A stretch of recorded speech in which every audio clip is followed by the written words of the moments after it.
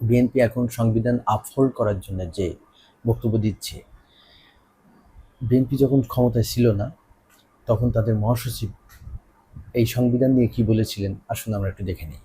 সংবিধান আর বৈধ নেই, আওয়ামী লীগ সরকার তা অবৈধ করে ফেলেছে বলে মন্তব্য করেছেন বিএনপির মহাসচিব মির্জা ফখরুল ইসলাম আলমগীর।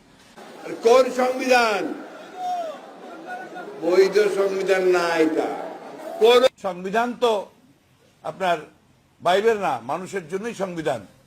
এই বরাবর এটা মনে রাখবেন যে নির্বাচনের জন্য যেটা বলা আছে সেটা অবশ্যই বাইবেল নয়। আপনারা যেটা বলেছেন যেটা বলার অধিকার নেই, বাইবেল নয়, এটা জনগণের জন্যই আপনাকে এটাকে পরিবর্তন করতে হবে।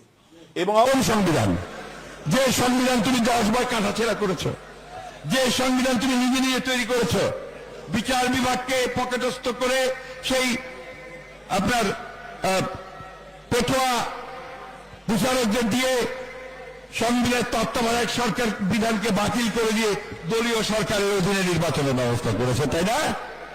সেই সংবিধান আমরা মানি না। এরা কথায় কথায় গণতন্ত্রের কথা বলে, কথায় কথায় সংবিধানের কথা বলে, এমন ভাবে বলে তারাই একমাত্র এই দেশের মালিক। যে কথাটা রব ভাই কিছুক্ষণ আগে বলেছেন যে এটা কি তাদের তালুকদারি জমিদারি আমরা লিখে দিয়েছি, আসলে ব্যাপারটা তাই হয়েছে, তাদের ধারণা তাই। বিএনপি ক্ষমতায় গেলে কমিশন করে সংবিধান সংশোধন করবে বলে জানিয়েছেন দলটির মহাসচিব মির্জা ফখরুল ইসলাম আলমগীর। বর্তমান সংবিধান জনগণের নয়, আওয়ামী লীগের উল্লেখ করে তিনি বলেন, মানুষের সাংবিধানিক অধিকার কেড়ে নিয়ে ক্ষমতায় টিকে আছে দলটি।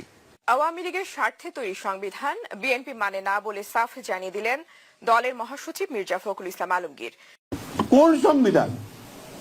এটা আওয়ামী লীগের তৈরি করা সংবিধান, তার নিজের স্বার্থে, দলের জন্য। এই সংবিধানকে কেটে আর 1/3 তারা করেছে শুধু একজন ব্যক্তির জন্য, এবং যেখানে কোনো প্রশ্ন করা যাবে না, কোশ্চেন, এবং এটা কোনোদিনই নাকি পরিবর্তন করা যাবে না। সংবিধান তো মানুষের জন্য, সংবিধান তো কোনো ব্যক্তির জন্য নয়। সেই মানুষের সংবিধান তারা নষ্ট করে ফেলেছে। আওয়ামী লীগের আমার সবসময় মনে হয় যে আওয়ামী লীগের সবচেয়ে বড় সমস্যা যেটা, তারা নিজেদেরকে এই দেশের মালিক মনে করে। দেশের মালিক হচ্ছে জনগণ না, তারা মনে করে এই দেশের মালিক হচ্ছে আওয়ামী লীগ। আরো সংক্ষিপ্ত বলতে একজন ব্যক্তি অথবা তার পরিবার। আমাদের দেশের রাজনীতিবিদদের একটা বড় সমস্যা, তারা যখন ক্ষমতার বাইরে থাকেন তখন জনগণের চাওয়া পাওয়া যেগুলো সেগুলো নিয়ে কথা বলেন, এবং যখন তারা ক্ষমতার মসনদে চলে যায় তখন এগুলো ভুলে যায় এবং তাদের নিজেদের ইচ্ছা, তাদের সুবিধা মতো নিয়ম কানুন জনগণের উপর চাপিয়ে দিতে চায়। আমাদের রাজনীতিবিদদের এই দ্বিচারিতা আমাদের দেশ এবং জনগণ উভয়ের জন্য ক্ষতিকারক। যত দ্রুত আমাদের রাজনীতিবিদরা এই দ্বিচারিতা থেকে বেরিয়ে আসতে পারবে, তত দ্রুত আমাদের দেশ এবং জনগণের জন্য মঙ্গলকর হবে।